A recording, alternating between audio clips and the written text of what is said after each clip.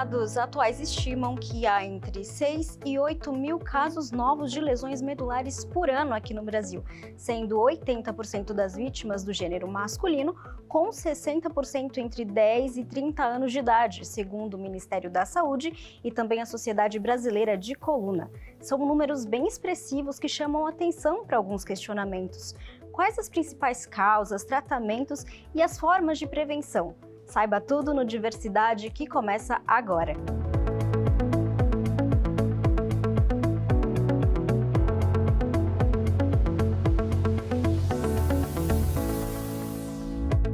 Olá, gente, todos bem? Que bom ter vocês por aqui para mais um Diversidade. Eu sou a Suelen Gonçalves e eu vou fazer minha audiodescrição para vocês. Eu sou uma mulher branca, cacheada, cabelos castanhos escuros, longos. Eu sou cadeirante, de estatura baixa, estou vestindo no programa de hoje uma camiseta preta, calça preta e sapatos pretos. E a pauta por aqui hoje é lesão medular. É sempre bom que a gente conte com pessoas que tenham propriedade para abordar os temas que a gente debate por aqui. E hoje, inclusive, a gente recebe um neurocirurgião, o Dr. Júlio Pereira, que atua nos hospitais Sírio-Libanês e Beneficência Portuguesa. Dr. Júlio, obrigada pela presença. Com certeza será um programa muito produtivo. Tudo bem, Sueli? Obrigado. Meu nome é Júlio Pereira, fazendo minha audiodescrição também, né? Eu sou pardo, tenho 1,76 m, estou vestindo um paletó azul, calça também azul e sapato preto. Doutor, eu quero começar perguntando quais são as maiores causas de lesões medulares? Perfeito. A gente divide as causas de lesões medulares em duas, né? Umas traumáticas, que é a grande maioria por causa de acidente, né? E as não traumáticas, que envolvem tumor, AVC e doença desmelinizante, né? Então, as classificações são essas. Quando a gente fala do trauma, a gente vai ter algumas classificações. Em primeiro lugar, a localização é cervical, é torácica, é lombar, e o mecanismo desse trauma. Foi um acidente de carro, foi um atropelamento, né? Quando a gente pensa em Brasil e em São Paulo, né? A gente sabe que a grande maioria das lesões medulares são traumáticas, ainda mais na população jovem. Bom, e quais são os possíveis comprometimentos físicos em decorrência desse tipo de lesão? Perfeito. Eu gosto de explicar o seguinte, é como se fosse uma fiação, né? O cérebro manda o comando para a medula. E a depender do nível dessa lesão, o comprometimento vai ser diferente, né? Se a gente tem uma lesão na coluna cervical, provavelmente, se ela for completa, vai ter um déficit daquela região cervical para baixo. Então, o paciente vai ter um problema na movimentação dos membros superiores e inferiores. Já se essa lesão for na parte mais inferior, na coluna lombar, ela pode ter alteração da bexiga, da parte vesical e também dos membros inferiores. Então, a lesão que vai dizer para a gente que tipo de sequela esse paciente vai ter. E eu acredito que tudo isso que você está me falando agora vem em decorrência de um processo de avaliação a partir do momento que esse paciente chega até você, né? Como é feito esse processo de avaliação para chegar no tratamento adequado? Perfeito. Se a gente for falar dos mais comuns que a gente pensa em trauma, e a gente sabe que aqui na cidade de São Paulo tem uma questão grave, né? Que são acidentes de moto, né? A gente sabe que o principal aspecto que a gente chama de golden hour, que traduzindo seria a hora de ouro, que é o momento do acidente. Então, quando você tem um acidente, o mais importante é esse atendimento inicial. Aqui a gente tem uma rede muito ampla, né, do SAMU e também dos bombeiros, que ele faz esse atendimento inicial, então a gente orienta todo mundo. Viu um acidente, não é para mexer na vítima, senão no intuito de ajudar, você pode causar um dano maior. Então, ligou para o SAMU, o que é que ele vai fazer? Ele vai fazer imobilização e vai identificar que tipo de lesão ele tem, porque é muito comum no caso do acidente, do trauma automobilístico, o paciente ter múltiplas lesões.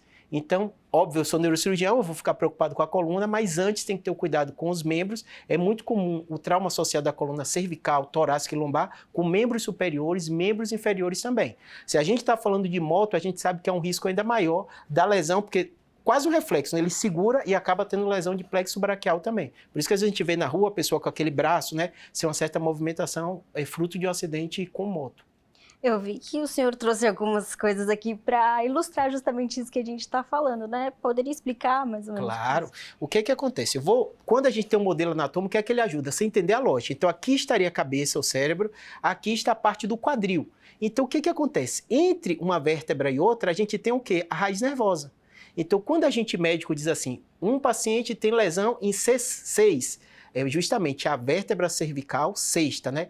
T de torácica, torácica também a gente analisa, a lombar também e o sacro. O sacro, ela está toda em bloco, então normalmente é mais difícil ter uma lesão no sacro, a não ser que é uma população diferente do tipo de acidente, que é o idoso. Cada vez mais a gente sabe que a população está envelhecendo, né? Aqui em São Paulo mesmo, você olha as estatísticas e vê que a população da terceira idade, e o que é que acontece nessa população? São quedas diferentes em casa. Então é muito comum o idoso ter osteoporose e ter fratura por achatamento nessa região lombar. Ele cai em casa mesmo sentado e mesmo com esse trauma mínimo, como o osso dele já está frágil, ele acaba tendo uma lesão na coluna lombar. E junto com isso a gente sabe que a fratura do colo do fêmur é muito comum também nessa população idosa. Então a lógica é isso, a medula está passando aqui pelo meio e essa região aqui que é os nervos, eles vão dando a movimentação. Então a gente, na cabeça da gente médico, a gente pensa em lesão medular, mas também em lesão dos nervos que saem dessa região. Bom, falando nessa população idosa, dentro de casa mesmo, como você disse, podem haver muitos obstáculos ali que podem causar acidentes. Como, né, tirar esses obstáculos? O que pode ser um possível causador de acidente? Perfeito. Eu costumo dizer para os meus pacientes o seguinte, a gente que é neurocirurgião, a gente lida com os extremos. Só para você ter ideia, até 40 anos de idade, a principal causa de morte é o acidente. E quando você fala de acidente, quais são as lesões mais comuns que geram sequelas? Crânio, trauma craniano, que a gente neurocirurgião lida, e medula. Quando a gente pensa no outro extremo da idade da população idosa, também o trauma tem liderado, porque a cardiologia evoluiu muito, né? A oncologia está evoluindo, e esses pacientes chegam à idade avançada, muitas vezes com quadro demencial, ou na própria casa, já com uma certa fragilidade por fraqueza, eles escorregam. Então, o que eu digo para todo paciente é o seguinte, pense do ponto de vista estatístico. Se você está assistindo a gente, tem mais de 70 anos de idade, já tem que fazer o ajuste na sua casa. Na região do banheiro, colocar aquele suporte é o local mais comum. O idoso tem muita tontura, então ele às vezes está tomando banho sozinho, tudo escorregadio ali, ele escorrega e cai. Se você tem um suporte, você segura aquilo, não vai ter um acidente. Do lado da cama também é muito importante você ter, né? Perto do vaso sanitário também é importante. E eu digo para todo mundo alguns cuidados básicos. Tapete, o ideal é excluir. Eu sei que o idoso é muito apegado com essas coisas, mas assim, do ponto de vista médico, é muito arriscado. E muito cuidado quando você tem aquelas escadinhas. Muita gente mora em sobrado, né? Então tem que botar também o corrimão. É mais frequente que as pessoas imaginam e uma das principais causas de morte no idoso. Por quê? Ele fratura o fêmur, ele fratura a coluna, ele fica acamado, risco de trombose, né? Então esse cenário é muito comum na prática da gente do dia a dia. Isso se aplica também a outros públicos com baixa mobilidade, como, por exemplo, eu que sou cadeirante, Perfeito. de repente algum obstáculo ali, crianças.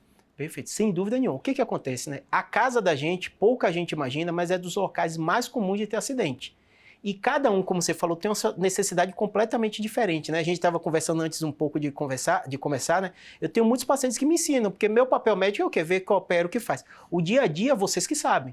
Então, eu costumo dizer para ele, a terapia ocupacional tem um papel essencial, porque muitos dos pacientes eles ficam muito focados na recuperação. Como é que eu vou recuperar? O que é que a medicina avançou? O que é que a gente tem de inovação tecnológica? Eu costumo dizer o seguinte, vamos pensar todos os cenários. O cenário de você não ter uma recuperação completa e também o cenário otimista de você ter uma recuperação completa. E como é que você vai fazer isso? Adaptando o seu dia a dia. Porque até quando o paciente melhora, não costuma ser da noite para o dia.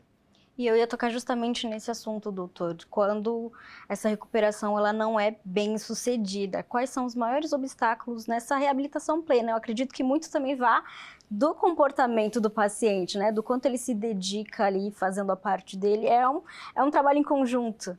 Perfeito. Primeira coisa é o seguinte, toda vez que alguém jovem tem um acidente, que é o que mais a gente lida, ele tem um trauma emocional gigantesco.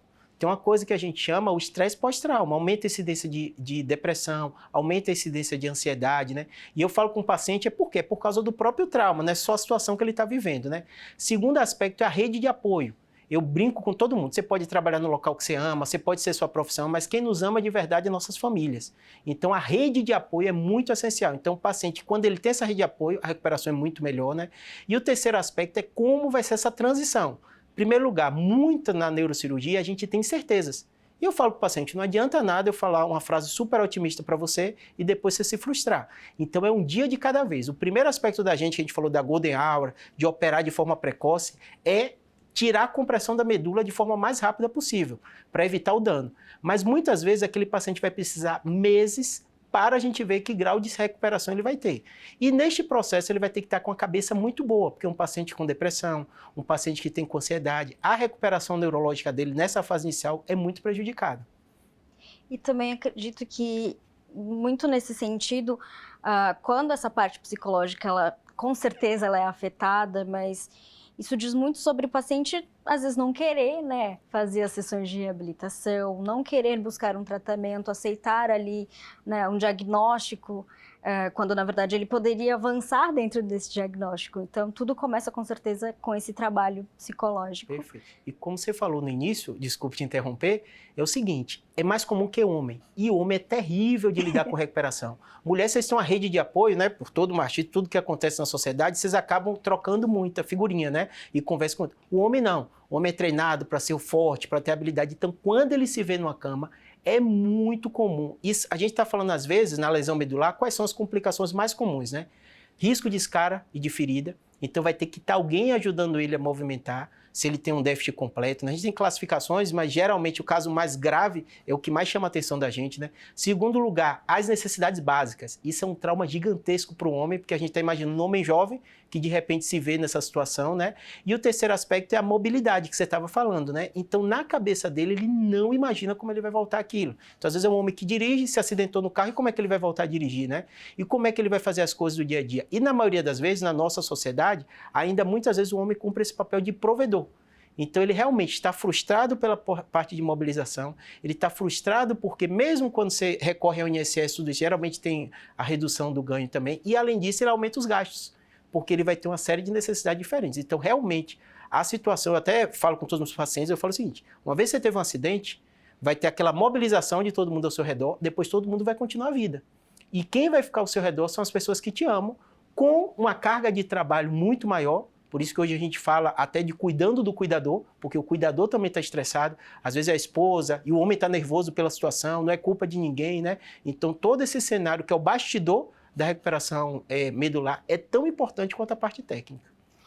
Dessas partes que você acabou dando uma aula aqui pra gente, qual seria o pior cenário, assim? Qual seria o pior tipo de lesão medular que realmente envolve ali uma preocupação maior? Perfeito. Então, o que é que a gente faz? Vou pegar esse modelo de novo para a gente entender. No meio não está a medula, então a principal preocupação da gente é quando você tem um acidente ou de carro, nossa cabeça está presa no pescoço. Então, a gente tem uma mobilidade muito grande na cervical. Então, é muito comum ter aquele efeito chicote. Esse efeito chicote acaba gerando uma fratura na coluna cervical.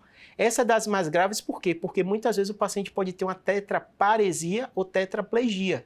Então, toda a fiação daqui para baixo, quando ele tem uma lesão completa, ela fica incapacitada. E o que é que a gente faz? Primeiro, o raciocínio da gente, neurocirurgião, descomprimir a coluna, para não continuar com essa pressão na coluna. Hoje a gente faz quanto? De forma mais precoce possível.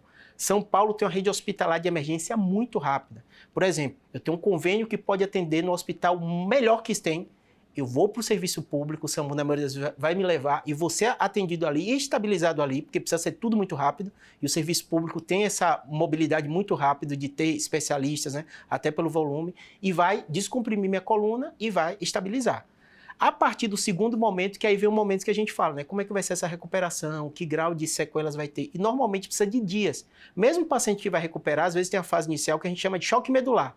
Só dessa pancada na coluna acontecer, a medula sofre, né? E outro local muito comum é na lombar, porque também a gente tem maior mobilidade. A coluna torácica, como tem a caixa torácica, é menos comum ter lesão. No caso da coluna lombar, qual o grande problema da gente? É porque a medula acaba em L2, então abaixo de L2 não tem medula, mas tem muita raiz nervosa que é responsável pelo controle esfincteriano. Então, muitas vezes aquele paciente tem uma certa movimentação, mas ele perdeu o controle da bexiga, e muitas vezes fica com incontinência fecal, que é um transtorno muito grande para o paciente nessa fase. Então, você me pergunta assim, Júlio, quais são as lesões mais complicadas que você acha? Essa parte da coluna cervical e também essa questão esfincteriana que incomoda muitos pacientes. Falando em prevenção, que eu acho muito importante a gente sempre voltar nessa questão. Quando a gente fala de um acidente veicular, por exemplo, quais tipos de complicações que, por exemplo, um cinto poderia evitar? Perfeito. É interessante isso que você falou, porque é o seguinte, o termo é acidente. Quando você fala acidente, parece o quê? Não tinha jeito, né? Aconteceu porque Deus quis, né? Mas não é assim. O acidente, a grande maioria tem o quê? Envolvimento de drogas, no caso a legal, que é a bebida alcoólica. Então, no Brasil, a maioria dos acidentes existe o envolvimento de bebida alcoólica. Outra coisa que é muito comum, a velocidade. A gente sabe que São Paulo tem uma das maiores redes de motos do mundo, né? Então, muitas vezes, o acidente que envolve motocicleta vai ter também a relação com a velocidade. E, além disso, que eu falo com todo paciente é o seguinte, o cuidado que você tem que ter quando você é carona. Então, a maioria das pessoas, ainda mais o jovem é impulsivo. Aí envolve bebida alcoólica, não tem jeito, é o cérebro, é a química do cérebro. Você tem uma liberação frontal, então você fica com o seu juízo de valor mais prejudicado. E ele acaba, às vezes, tomando decisão de, eu não bebo, eu vou beber, eu não vou dirigir, mas volta de carona com alguém que bebeu. Então, muitas vezes, dá dó quando você está na emergência, se você for em qualquer emergência, você vai ver uma mãe chorando, um pai chorando de um filho que eles não deixaram, mandou ir sem dirigir, porque ele ia beber, aí volta de carona com alguém que bebeu e às vezes acontece a tragédia. Então a palavra acidente parece uma coisa ao acaso, mas se você olha o número frio, a estatística, você vai se assustar.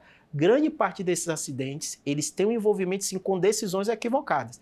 E sem contar também a questão da violência, que aqui no Brasil é muito forte, nos países do mundo que mais tem. Aí é tiro, é todas essas coisas que envolvem o assalto, que muitas vezes tira e lesiona muito a coluna. Perfeito.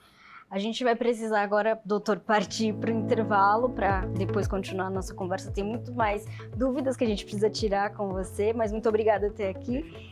E, bom, gente, Diversidade vai partir para um rápido intervalo, mas você sabe que você pode, nesse meio tempo de pausa, adicionar a nossa playlist do programa Diversidade aos seus favoritos lá do YouTube e fazer a sua inscrição no canal oficial da Câmara. Assim, você consegue rever na íntegra todos os episódios. Então não saia daí, que o Diversidade volta já.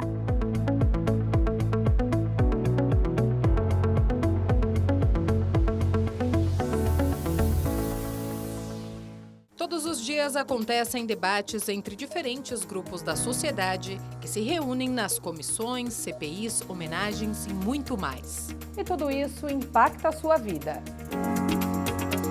O Jornal da Câmara se preocupa em trazer diariamente informações relevantes sobre o que acontece dentro da maior Câmara de Vereadores da América Latina.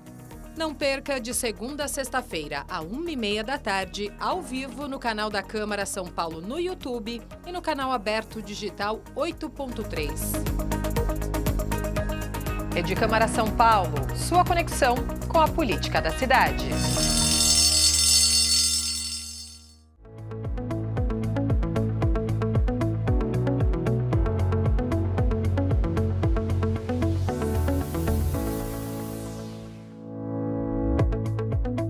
Voltamos com o nosso Diversidade. O assunto hoje é lesão medular e como a reabilitação e as novas tecnologias podem auxiliar nesses casos.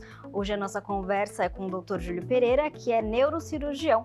Com bom acompanhamento e as reabilitações, doutor, a gente já pode falar em chances desse paciente voltar a andar ou recuperar os movimentos? Sem dúvida nenhuma, né? Eu costumo falar com meus pacientes, quando a gente fala em doença, a gente lembra logo de médico, né? Mas, na verdade, é uma equipe grande e multidisciplinar. A fisioterapia tem um papel essencial junto com a terapia ocupacional. O que eles vão ajudar o paciente na reabilitação? Imagine, você teve uma lesão. O nosso corpo, ele tenta, muitas vezes, encontrar outras vias. E essa fase inicial é crucial o acompanhamento com o fisioterapeuta. O estímulo precoce, a mobilização, evitar escaras, evitar infecção urinária, evitar pneumonia. Se não for feito nada disso, esse paciente pode ter complicações que, às vezes, são até mais relevantes e corre risco de vida no caso da doença, né? Junto com isso, eu falo com o paciente assim, a evolução da medicina tem sido muito rápida. Quais são as áreas que a gente vê mais evolução, né? É justamente nessa relação mente-máquina. Como assim, Júlio, mente-máquina? Imagine, você tem uma lesão na medula. Então, a partir dali, a fiação cortou. Não tem muita tecnologia. A gente tentou célula-tronco, não teve um avanço tão grande, né? Os estimuladores medulares começaram a evoluir. Então, você coloca um estimulador ali para que interprete o que está mandando o comando, já que o músculo do paciente está bem. Os membros dele estão bem. O problema é só essa fiação. E um aspecto mais relevante, que já está na atualidade nos Estados Unidos, está chegando também no Brasil, são a questão dos exoesqueletos. Como assim? Coisa estranha, né? Mas na Copa do Mundo a gente viu aqui do Brasil, né? Então hoje já sim tem tecnologia que é factível de uma pessoa sem movimentação nenhuma, ela voltar a caminhar. Por quê? Se ela está com equilíbrio bom, se a parte do tronco dela é boa, esse exoesqueleto basicamente vai interpretar o movimento que o paciente quer fazer e hoje nos Estados Unidos é viável, no Brasil o preço está muito alto, mas vira e mexe você vê pessoas famosas dizendo voltei a andar. Tem várias máquinas, vários tipos de tecnologia. A China também tem investido muito pesado nessa parte de reabilitação. E eu falo com todo paciente meu que é cadeirante. Não, essa geração de cadeirante vai sem dúvida nenhuma usufruir dessa tecnologia, que já é uma realidade, o que afasta é o preço que realmente é incompatível com o Brasil ainda. Bom, Então a gente vai entrar justamente nessa questão das tecnologias que podem auxiliar na recuperação desse paciente. O que a gente tem de promissor agora, algo que está saindo em fase experimental, até mesmo falar um pouco melhor sobre o tratamento com células-tronco? Perfeito. A gente tentou por vários caminhos, né? Um dos caminhos mais iniciais que a gente viu muito foi célula-tronco. Qual era a lógica? Se o seu neurônio morrer, o neurônio ele não tem a capacidade de regeneração. Não é que nem a pele, que você corta, ele regenera. Então, tentou-se pegar células mais embrionárias, colocar naquela região próxima à lesão para ver se há algum tipo de comunicação. Hoje ainda são trabalhos de pesquisa, então não está na prática médica ainda isso. Mas, sem dúvida nenhuma, a lógica e faz sentido, então tem uma coisa que a gente chama plausibilidade biológica, mas no mundo real a gente ainda não tem uma indicação médica para isso. Esse é um caminho que continua tendo estudo, né? Segundo caminho, imagine, se a fiação está com problema e o neurônio, eu até brinco com os pacientes, eles estranham, né? Mas quando você faz um exame da cabeça, se chama eletroencefalograma, eletrocardiograma, porque é fiação. Então tem uma eletricidade por aí, né? E se a gente colocasse estimuladores na medula, que o interpretar da medula normal, com a vontade do paciente, estimulasse a parte de baixo. Então, os estimuladores medulares, eles têm tido um campo de pesquisa muito amplo. A grande questão hoje é ver como a máquina vai entender e que tipo de movimento o paciente vai ter. Da mesma forma, ainda está em campo de pesquisa. A gente evoluiu muito, foi uma coisa que eu esqueci de falar previamente, é que esses pacientes também têm sequela de dor crônica. Já que essa fiação dele é cortada, muitas vezes os neurônios vão crescendo ali e formam neuromas que causam dor. Para dor, esse estimulador tem funcionado bastante. Ele usa o estímulo para, entre aspas, enganar o cérebro do paciente e ele não sentir dor daquela medula que está lesionada, né? Mas para o estímulo de movimentação dos membros também tem sido um caminho. Hoje, já tem muitos estudos na Universidade da Califórnia, nos Estados Unidos, que conseguem animais colocar o estímulo, você já deve ter visto muito isso em programas, e ver o animal mexendo a máquina. Então é possível que esse estímulo... Mas a mesma coisa, pesquisa em ser humano, né, que envolve eletrodo, há um debate bioético muito importante, né, porque o paciente cadeirante não corre risco de vida por não estar andando, né, e o procedimento, um procedimento no cérebro, colocar um estimulador no cérebro, mas também é uma área que está avançando. E a que eu sou mais otimista, porque já está a realidade, é aquela que a gente começou a falar, que é justamente a máquina, o famoso exoesqueleto, que os famosos, é que você é jovem não deve lembrar disso, né? Mas que é mais velho que nem eu aqui dos bastidores lembra, né?